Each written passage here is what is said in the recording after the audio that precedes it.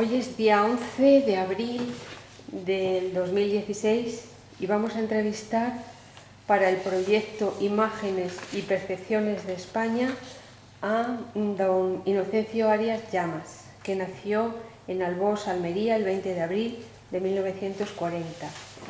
Su ficha biográfica la podemos resumir del siguiente modo.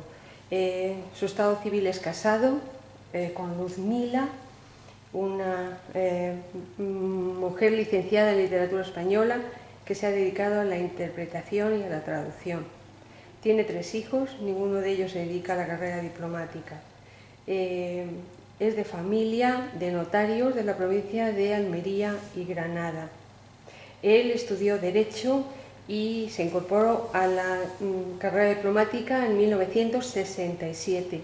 Tiene 2 hermanos que siguen, uno de ellos por lo menos, la tradición familiar de notario.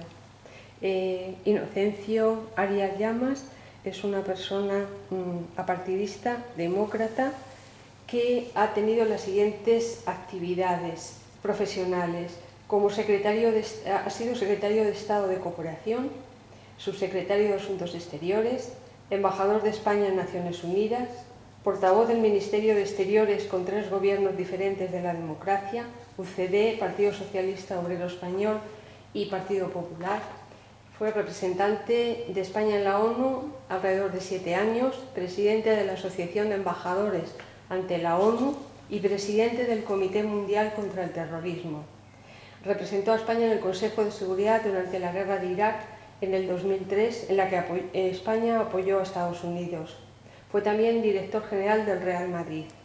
Ha participado en diversas conferencias internacionales como la Cumbre de la Tierra en Río de Janeiro en 1992, Consejos Europeos del 86, 87, 88 y 96 y Cumbres de la OTAN en Madrid de 1997, en la Cumbre de Oriente Medio, Madrid 1991, en el Movimiento de Países No Alineados en Yakarta en 1992 y las distintas cumbres iberoamericanas celebradas en México en el 91, Madrid en el 92, Bahía en el 93 y Santiago de Chile en el 96. Tiene varios libros publicados, entre los que destacamos Los 3 mitos del Real Madrid, Confesiones de un diplomático, en el 2006, otro junto a Eva Celada, La trastienda de la diplomacia, de Eva Perón a Barack Obama, 25 encuentros que cambiaron nuestra historia, en el 2010, Los presidentes y la diplomacia, Me acosté con Suárez y me levanté con Zapatero, en el 2012, y el último, Mis mundiales.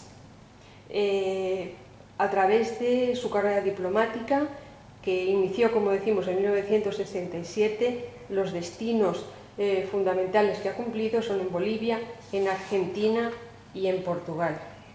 Vamos a empezar entonces a hacerle una entrevista para que nos conteste a una serie de cuestiones en donde pueda explicarnos su experiencia profesional y la imagen que ha tenido de España en el exterior.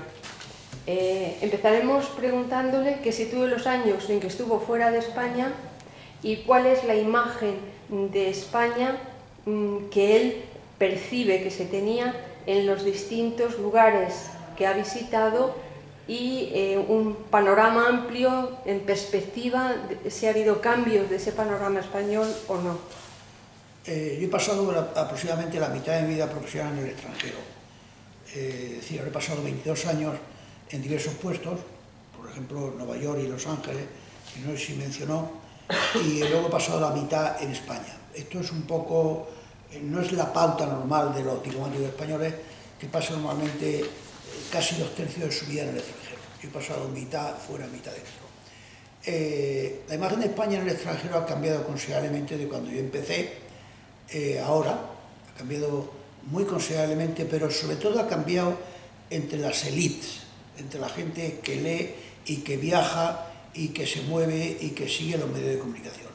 Yo diría que debuté en Bolivia, por ejemplo, ¿no? Entonces, entre la masa, en el pueblo boliviano, no creo que haya cambiado mucho la imagen de España. Sin embargo, en la gente de Bolivia, en los cuadros directivos, en los políticos, en la prensa, sí ha cambiado. y ha cambiado generalmente en el mundo, en esa parte de la población que está en la parte superior cultural, ha cambiado para bien en casi todos los países. En algunos, iberoamericanos por cierto, donde siempre hemos tenido buena prensa, los países americanos han sido los países que han ayudado a España en determinadas coyunturas políticas de España, desde que fueron los que lograron que se levantara el boicot a España en las Naciones Unidas en la época de Franco, hasta que han sido países que han apoyado claramente a España cuando España ha optado por las Olimpiadas, o ha optado por una Expo internacional, o ha optado por cualquier otra.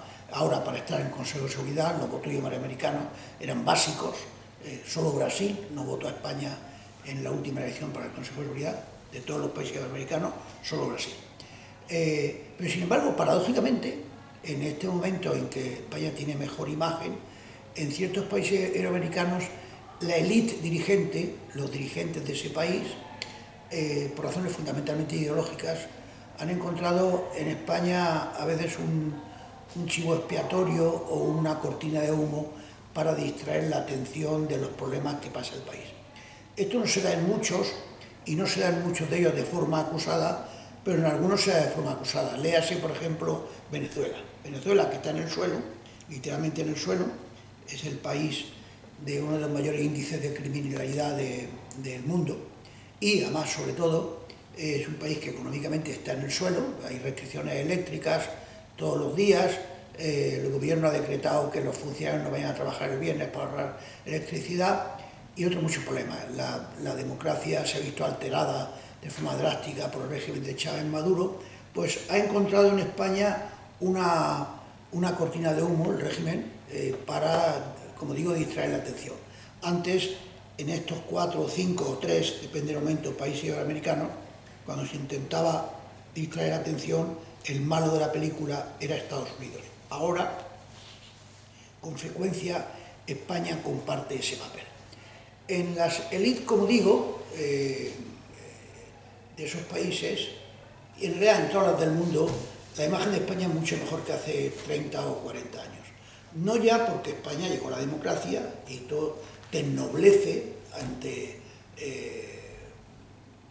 los demócratas del mundo, que son muchos, sino además porque es conocido en esas minorías dirigentes que España da un salto económico y de desarrollo brutal. Es decir, España recibe muchos turistas y los turistas comprueban pues, que España tiene una red de comunicaciones que tiene que envidiar a pocos países del mundo. Se percatan que el nivel de vida, el número de automóviles en las calles, el comportamiento de la mujer en relación al hombre, que ha cambiado brutalmente. Es decir, que no solo obedece esa mejora en la imagen de nuestro país, en que la democracia floreció en España, afortunadamente, sino además en que ha habido un desarrollo económico, de comunicaciones, de elevación del nivel de vida muy espectacular. Pensemos, si comparamos la situación de España hace 40 años con la de otros países del mundo que se han quedado más estancados, el salto de España ha sido de 10 zancadas y los otros se han quedado 7 zancadas detrás. Es decir, que desde ese punto de vista la impresión ha mejorado considerablemente. Las últimas cosas que empañan la imagen de España, como es el tema, por ejemplo, de la corrupción, yo diría que no ha trascendido tanto al extranjero. En el extranjero, un extranjero no es lo primero que te dice de España, que España sea un país corrupto, que duda que hay corrupción y bastante más que en la época de Franco, pero no es lo primero que te dice el extranjero. Lo que dice el extranjero, tanto los que vienen a España y se detienen en clichés, en estereotipos, tanto los que vienen aquí solo por la sangría y por la tomatina o los sanfermines o la playa sobre todo, o la playa, como los que vienen con unas inquietudes, unos pujos culturales más obvios, el tema de la corrupción no ha acabado. Hay otras cosas de España que les interesan más. Cuando usted empezó a trabajar en el exterior a finales de los años 60, ¿recuerda en Bolivia y en Argelia, por poner 2 ejemplos, un enorme desconocimiento de España. ¿Qué personajes salían por la televisión? Españoles Ninguno. ¿Qué idea idea se tenía? Bueno, en Argelia quizá algún cantante, en Bolivia también algún cantante, pero de los políticos españoles, cuando yo empecé, pues Franco era levemente conocido, pero no salía en la televisión. No salía en la televisión. Y otros políticos españoles eran todos totalmente desconocidos. Era algún cantante y algún futbolista. Ya. Y desde el punto de vista de la cultura, en estos primeros años... Desde el punto de vista de la cultura también dependía del país. En Iberoamérica había una huella cultural española considerable, desde literatos hasta...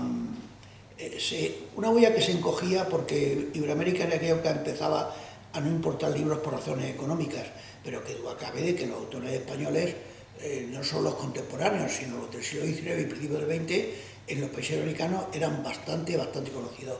En Argelia yo diría que no. En Portugal sí, Portugal también, pero en Portugal la proximidad ya altera todo. En estos años, primeros de los años 70, en el momento del boom de la literatura hispanoamericana, ¿cree usted que esto sirvió para que la imagen de España y de los países iberoamericanos... Bueno, la minoría intelectual, claro, estaba en Bolivia, un país que había, creo que era el 68% de analfabetos. La minoría intelectual de Iberoamérica conocía no solo la importancia de la literatura española, sino sobre todo el papel que había jugado España para difundir el boom latinoamericano.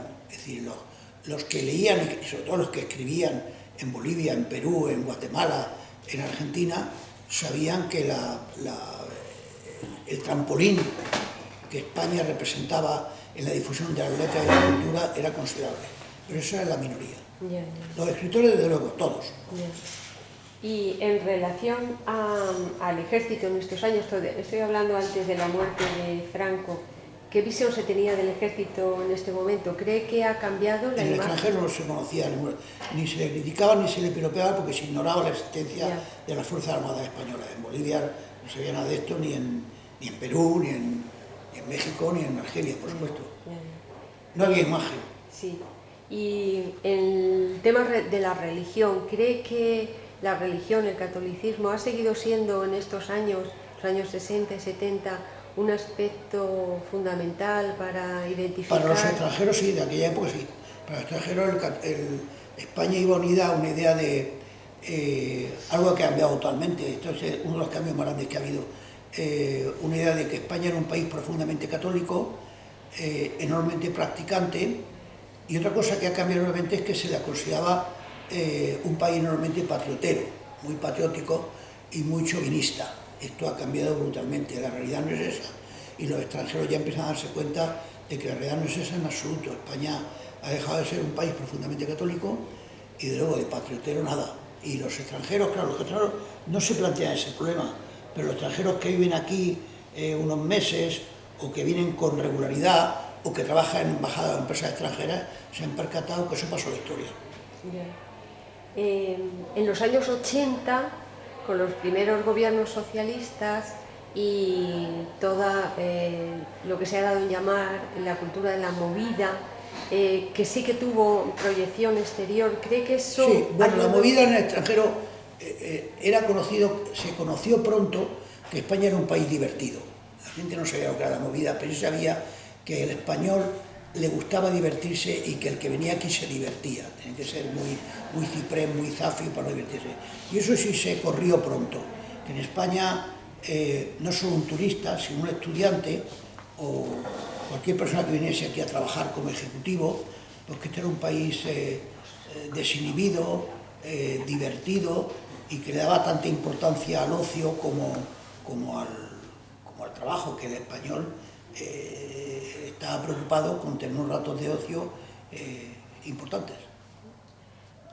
En política exterior, ¿con qué área o grupo de países se identificaba a España? ¿Cree que estaba en los años 70 más aislada? Luego vio cómo salía de ese aislamiento. ¿Con quién se le relacionaba más? ¿Con qué áreas geográficas se identificaba más? Bueno, en los años 70 aún España era un país aislado. El franquismo no estaba ni estuvo nunca homologado. Hubo que esperar a la muerte de Franco.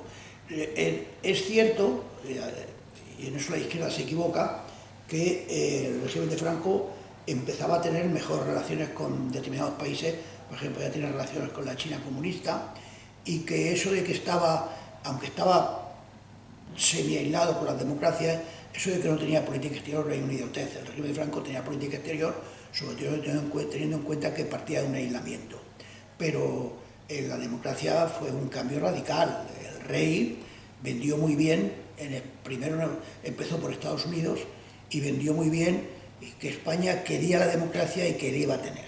Y que el hambre de la democracia era real en los españoles y que tanto él como el gobierno que se estaba constituyendo, Adolfo Suárez, iban honestamente a lograr, no estaban cameleando, iban honestamente a lograr que los españoles pudieran regirse como ellos querían. En eso el rey fue muy hábil, Adolfo Suárez también, y luego Felipe González, que duda cabe. Carlos Sotelo no tuvo tiempo, porque tuvo que concentrarse en los temas de política interna, aunque hizo una cosa importantísima para la política exterior española. Fue el que nos metió en la OTAN, porque ahora ya, habiendo pasado el tiempo, la imagen está confusa y mucha gente se cree que fue Felipe González el que llevó a España a la OTAN, pero eso es totalmente falso. Felipe González en realidad en un primer momento hasta se opuso. Quien llevó a España a la OTAN fue Carlos Sotelo. Luego Felipe González hizo el referéndum para que nos quedáramos en la OTAN y lo hizo con valentía. Pero en fin, a lo que iba, tanto el rey como Suárez como Felipe González, que son lo que podríamos llamar la primera parte de la transición, vendieron con habilidad un producto que no era ficticio, que no era un camelo, que era realidad. Y era que España estaba progresando y estaba progresando en democracia, y que los españoles habían decidido enterrar los fantasmas de la guerra civil y habían decidido reconciliarse con amor o simplemente con educación, pero reconciliarse. Y esto fue calando en el extranjero. El rey hizo un viaje histórico a Estados Unidos en ese sentido, habló ante las cámaras, entre las dos cámaras, y quedó muy bien, porque fue muy convincente. La prensa americana le hizo una reacción muy buena, empezó a decir los españoles van a ser en este camino. Y luego la transición española tuvo una enorme repercusión en América Latina, enorme, y menor en Europa del Este, pero también la tuvo en Europa del Este. Es decir, España había demostrado que se podía pasar sin mayores traumas, con pequeños traumas y sin sangre, se podía pasar de una dictadura, ya no tan férrea, porque los últimos años de Franco no eran tan férreos, pero una dictadura, a una democracia que funcionaba con sosiego y con toda normalidad. Esto en Argentina hizo un enorme impacto, hice varios viajes allí, uno con el rey, por cierto, otro con Felipe González. En Chile ocurrió lo mismo, también estuve allí, en Perú, en Brasil, en los países que íbamos, que había una dictadura militar, como era por ejemplo Argentina o Chile o Uruguay, esto se empaparon. Allí fuimos a veces con un seminario con diversas personalidades españolas, con Chávez, con Gutiérrez Mellado, con Pérez Llorca, con Tamames, y estos explicaban esto, cómo había ocurrido. Claro, ver explicar en Chile a un general pausado, reposado, el general Gutiérrez Mellado, que explicaba cómo había ocurrido, esto tuvo un considerable impacto que también llegó a los países centroamericanos. Y luego, tardíamente, aunque con menos influencia, porque no leen el español, pues también influyó en la Europa del Este. Es decir, que la transición española fue seguida primero con enorme curiosidad, después con enorme interés, y luego hubo un cierto mimetismo, una influencia de decir, si lo han hecho ellos, ¿por qué no lo vamos a poder hacer nosotros? Nos gustaría que nos explicara un poco la relación de España con Europa, de España con América y de España con el mundo islámico a través de esos años que ha estado usted en el exterior. Empecemos por España y Europa. ¿La imagen de España o sus relaciones de España con Europa ha cambiado? ¿En qué sentido? Sí, ha cambiado para bien. Ahora bien, se piensa ya que España es un país homologado políticamente en Europa de hace ya años, de hace como 25 años, 20 años se piensa. Hubo una reticencia en un primer momento por parte de Francia, pero eran estrictamente por razones egoístas. No es que los franceses desconfiasen más del asentamiento, del pozo de la democracia española, que a lo mejor alguno de ellos lo tenía, pero era por razones egoístas en el tema de la ETA o en el tema de la entrada al mercado común. Las reticencias de Francia, que fueron muy considerables, muy egoístas y muy arteras incluso por parte de Giscard, por ejemplo, esto ya se vencieron. hubo una reticencia considerable, que eran unas trabas enormes a nuestro desarrollo económico, por ralentizar nuestra entrada en el mercado común, y luego en el tema de la ETA, en el tema de la lucha contra el terrorismo, la cooperación de Francia en un primer momento fue prácticamente nula. Y luego cuando empezó a salir de ese asentismo, fue bastante tibia, tanto por Giscard, como digo, que fue el más infecto de ellos, hasta la primera época de Mitterrand, y luego ya Mitterrand fue cambiando. Y ocurrió otro tanto en el mercado común. Había países europeos como Italia y Alemania que decían, ¿por qué estamos aún ralentizando, poniendo zancadillas? ¿Por qué vamos yendo despacio en el tema de la entrada de España, si está homologada políticamente y quieren entrar?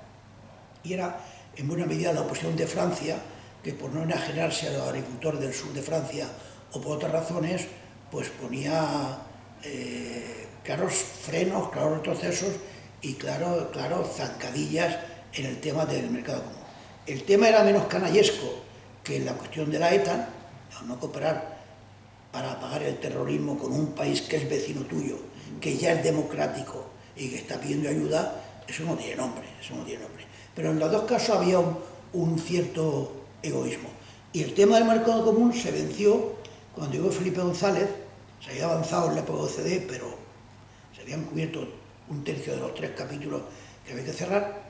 Se avanzó no solo porque Felipe González era socialista como Mitterrand, y porque Mitterrand vino a España y fue abuchado colectivamente por toda la prensa española, abuchado, masacrado, y se quedó pasmado, sino además porque fue Kohl, el alemán, bueno, que era el que pagaba la factura más grande del mercado común, del mercado común, que es la Unión Europea, el que dio a entender, yo no puedo estar tirando de cheque todo el rato si España y Portugal no entran.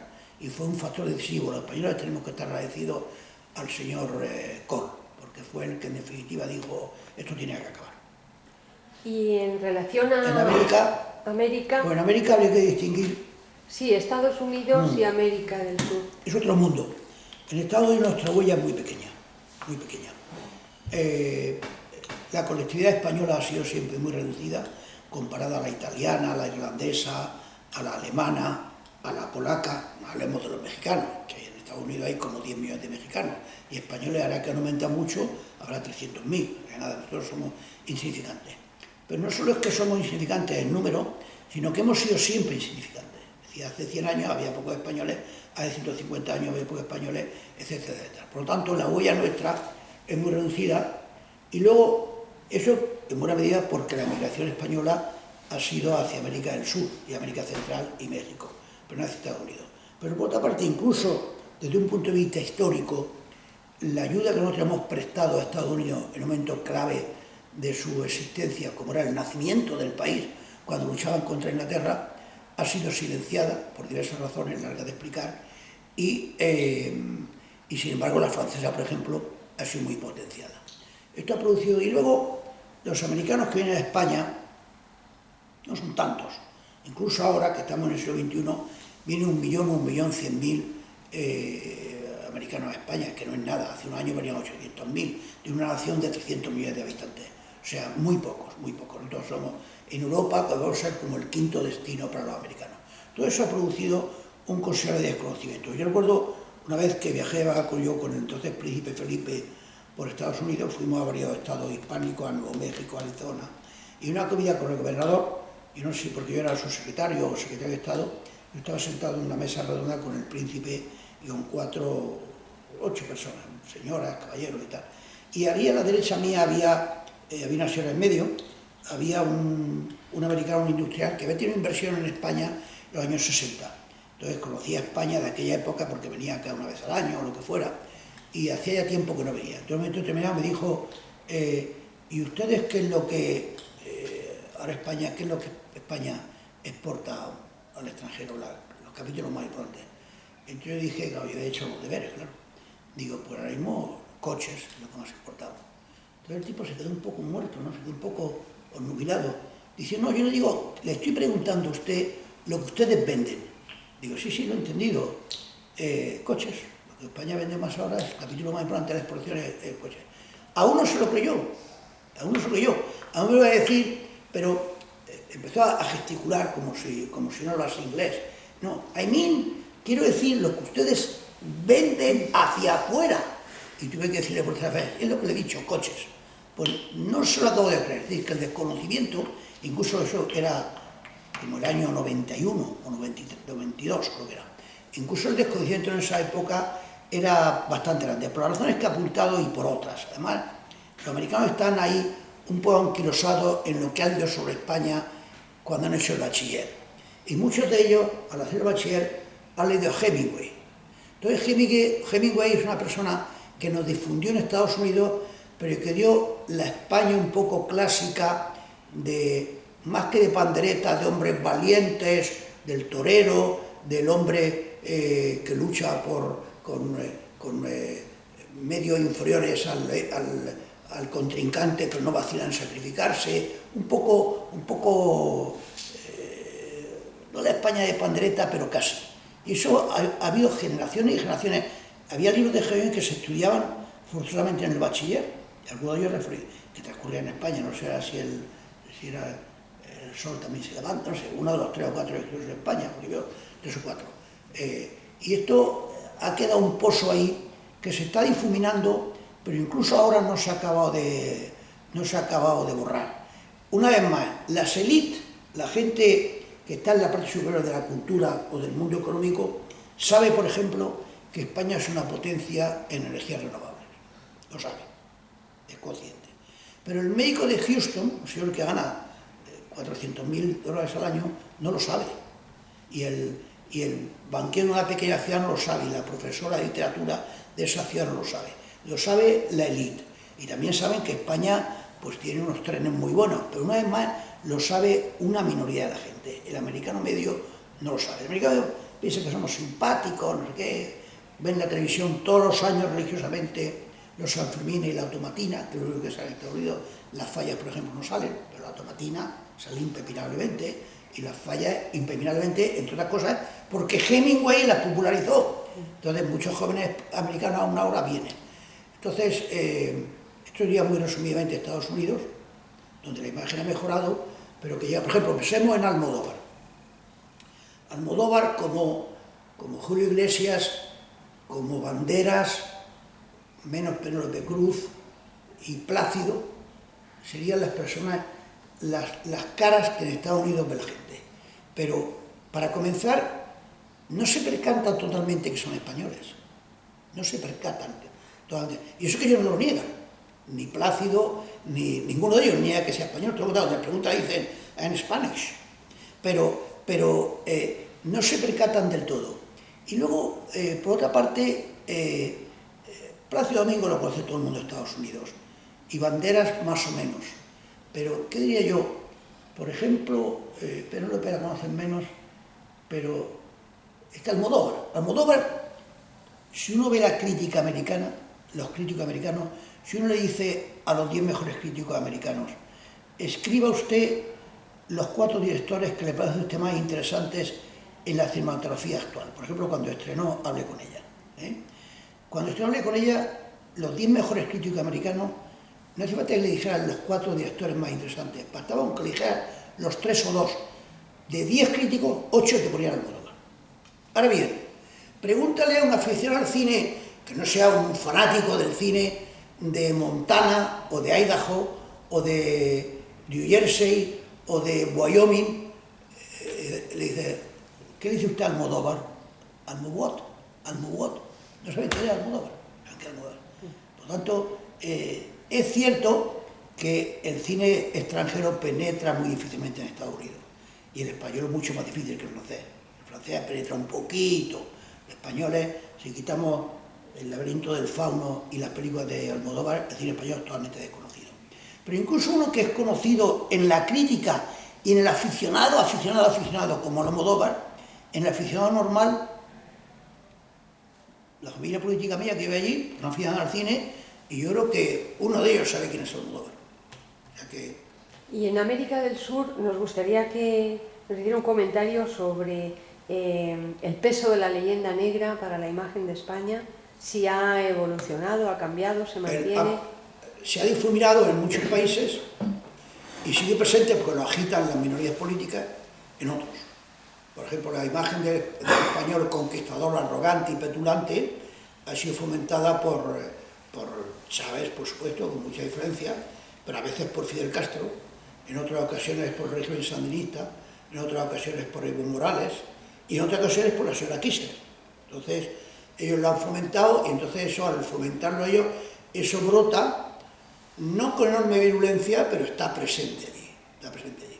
Ahora mismo no está presente en Chile ni en Perú, y cuando se van estas figuras, por ejemplo, estoy seguro que en Argentina Macri no lo va a fomentar, pero los otros, por una beta nacionalista, en ocasiones indigenista, como Evo Morales, en ocasiones claramente política, como Fidel Castro, y en otras ocasiones como cortina de humo.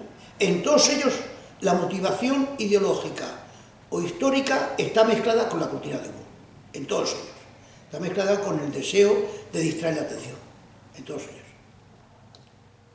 Y en relación a los países árabes, las relaciones España-países árabes... Los países árabes, yo creo que nos aprecian a los españoles.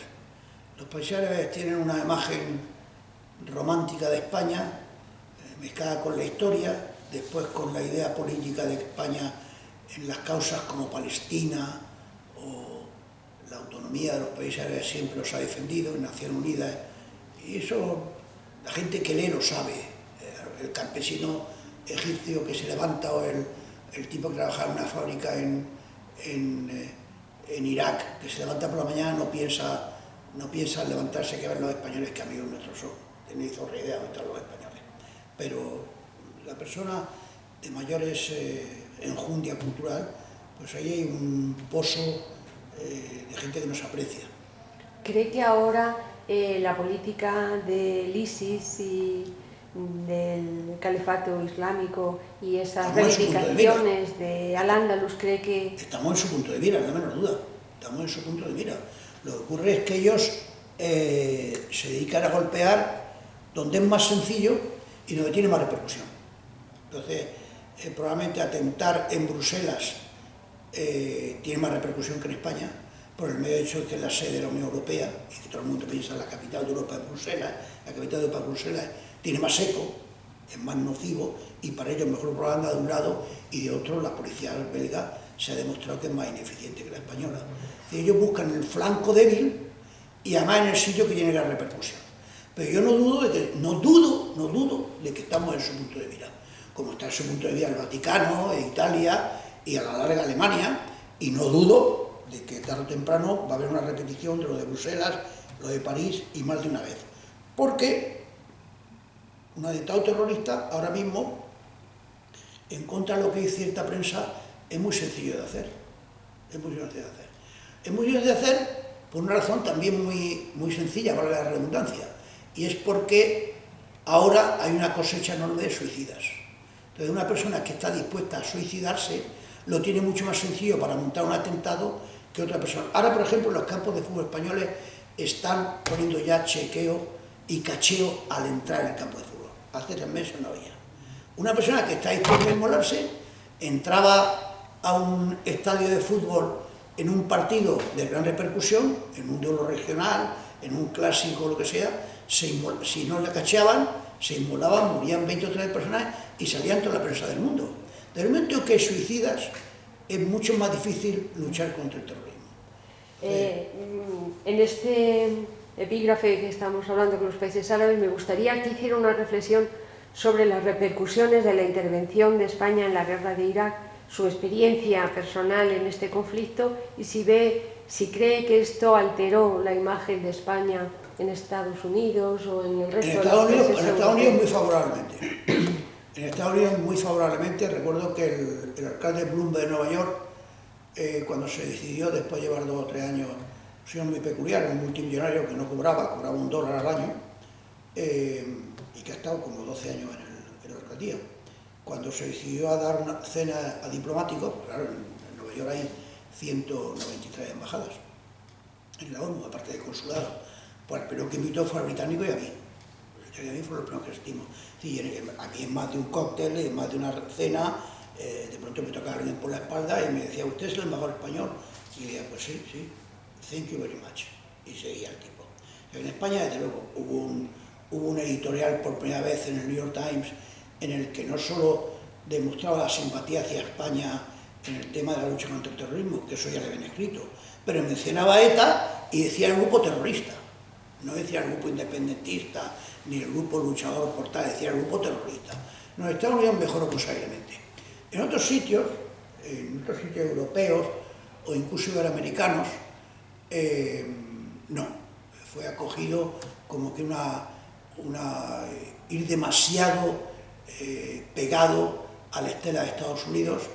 Y en los países árabes, yo diría que en contra de lo que os he dicho aquí, hay mucho de falacia en eso de que los países árabes estaban muy adversos con la postura española. Yo eso no lo creo. Primero, para comenzar, es que muchos países árabes tenían ganas de que Saddam Hussein se haga una elección. Y luego los dirigentes árabes sabían que España no estaba en la guerra, que apoyaba la intervención, pero que no había mandado soldados. Por lo tanto, por supuesto que en algunos periódicos de los países árabes la postura de España fue criticada, menos que la de Estados Unidos, pero lo fue. Pero no, y eso se superó muy pronto además. Muy pronto. Saddam Hussein era un tío simpático entre los árabes. Pensaban los árabes que era una persona que los desprestigiaba, sobre todo los árabes un poco cultos, ¿no? Que los desprestigiaba, que se metía en líos. Había intentado, antes de la guerra última, en la otra guerra había intentado, la otra guerra que fue apoyada por la ONU, había intentado zamparse a Kuwait, a un país entero, absorberlo. Esto es Naciones Unidas, y esto lo sabían los árabes. Los árabes decían que aquí hay un país pequeño que esté al lado de este tío puede pegarle un zarpazo y engullérselo. O sea, que Saddam Hussein no era una persona...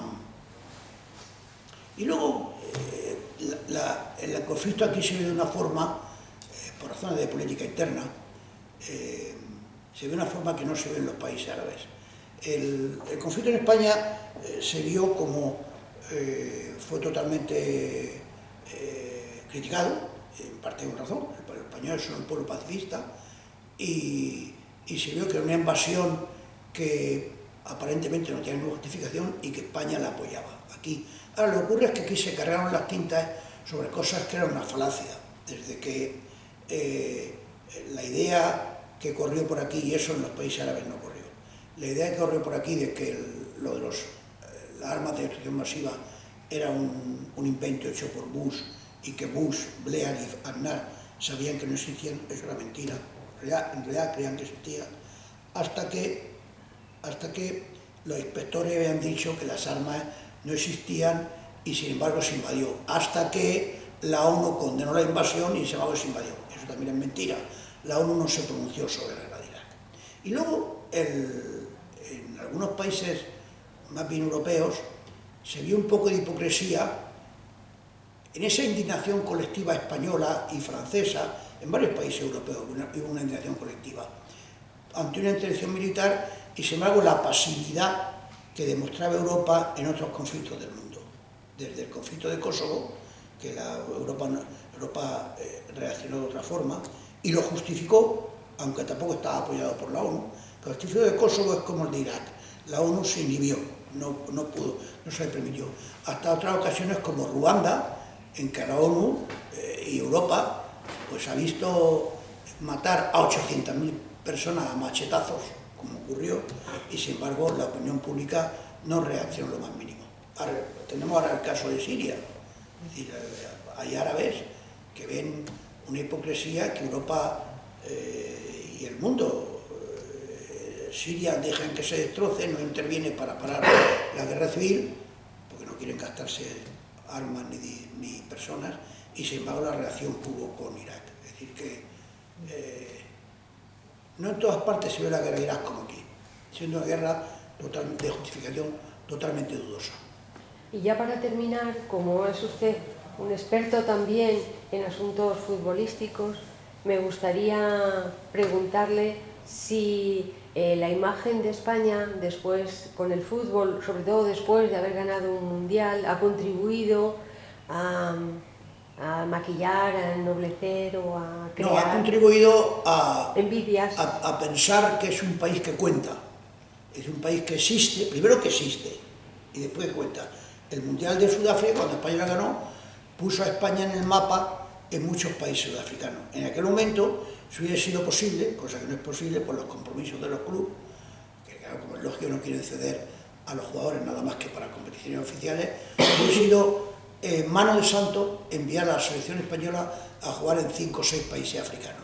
Y alrededor de eso, organizar una feria económica o cultural. Hubiera sido mano de santo. Pero el fútbol, de luego, hace una proyección buena de España. Pues la gente pues se plantea cómo este país, que tiene 44 millones de habitantes y que no es de las mayores potencias económicas del mundo, ha ganado un mundial y 2 campeonatos europeos seguidos. ¿Cómo es posible que la final de la Copa Europa hace 2 años la jueguen 2 equipos madrileños, la final de toda la Copa Europa? Eso es una cosa que queda en pozo. Entonces hay gente que tiene curiosidad por saber cómo es España al leer eso. Y hay gente que tiene curiosidad por ver lo que es España. Yo recuerdo, hace unos meses, había un partido importante en Valencia. Yo iba a Valencia y en el tren iban 2 egipcios que habían venido a ver ese partido y de paso a hacer turismo por España. Entonces, hablando con ellos, inmediatamente me dijeron: no, ustedes tienen unos trenes fantásticos, hemos estado en ese almacén que se llama El Corte no sé qué, que es fantástico, es decir, que es un polo de atracción, yo no tengo la menor duda. Y claro, la cara de Ronaldo, o la cara de Messi, o la cara de Neymar, o de Casillas, sale en toda la prensa del mundo. Entonces la gente pregunta: bueno, el Real Madrid, sí, ese es el club que gana muchas veces la Copa Europa, y además así, además yo estuve una vez en España, es muy bonita y la gente es muy simpática. Eso ya incentiva que la gente haya curiosidad por el país y hasta que venga, en mi opinión. Bueno, pues si quiere usted añadir algo más, hacer una reflexión para ya terminar sobre su experiencia como diplomático en estos años, ya acabamos. Bueno, yo diría que España ha mejorado considerablemente su imagen en el mundo en los últimos años, y no solo por razones políticas, como he dicho antes, pero que España, tenemos que darnos cuenta de nuestras limitaciones. España, yo cuando veo a españoles, cuando estoy viviendo en Estados Unidos, y dicen: es que España no sale aquí en la prensa. Hay que ser realista, hay que ser realista. En la prensa americana de Estados Unidos, que es el país más importante del mundo, salen los acontecimientos de fuera de Estados Unidos, que son muy importantes, o de los países que les crean problemas a Estados Unidos. Corea del Norte sale más en la prensa americana que España. Entonces somos un aliado y un país homologable con ellos política y culturalmente. Sale mal, porque es lógico. Por lo tanto, no es que España es una potencia media, por lo tanto, que no tengamos una proyección profunda en muchas partes del globo es muy normal, bastante que la tengamos, aunque sea leve, pero hay que ser consciente de lo que somos. Somos una potencia media, una potencia que se mueve entre el final de la primera división y los primeros puestos de la segunda división, que con frecuencia juega en primera división, pero en la parte de abajo. Entonces no hay que creer que porque seamos simpáticos, tengamos una cultura, tengamos a Cervantes, ya la proyección de España ha de ser profunda y universal. No, es leve y bastante extendida en el mundo, pero no exageremos. Bueno, pues muchas gracias.